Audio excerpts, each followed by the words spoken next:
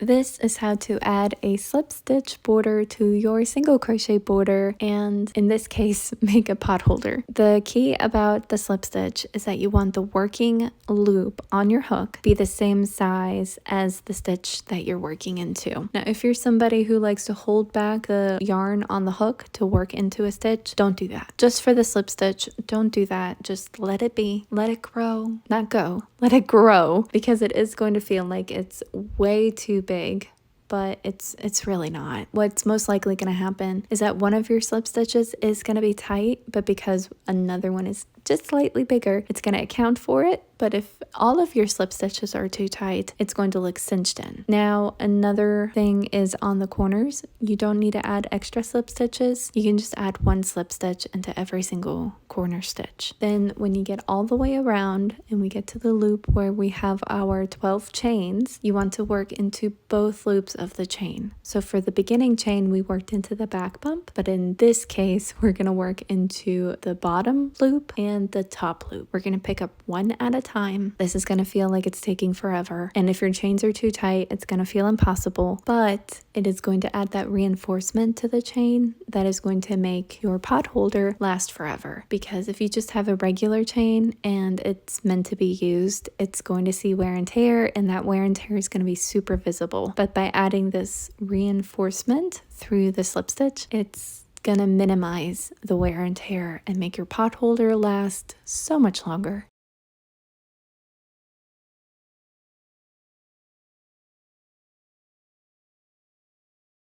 Oh, and another thing about pot holders, always make sure you use cotton yarn. If it's gonna be used, use cotton yarn. If it's just to look pretty, it doesn't matter, but if it's meant to be used, use cotton. It doesn't melt. It will burn if exposed to a direct flame, but it absorbs heat and it absorbs moisture, and it's washable and dryable.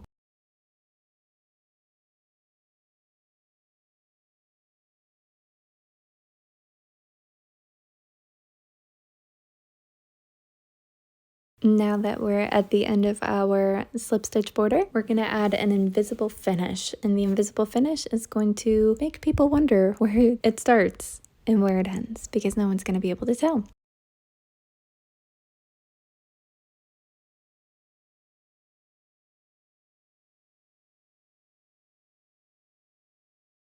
So first we're just going to cut our yarn without making a chain, and then we're going to skip the first stitch and we're going to work into the second stitch from the bottom up. We're going to bring the yarn up, and then we're going to bring it back down in front of the stitch, and we're going to feed it back through the center of our last stitch.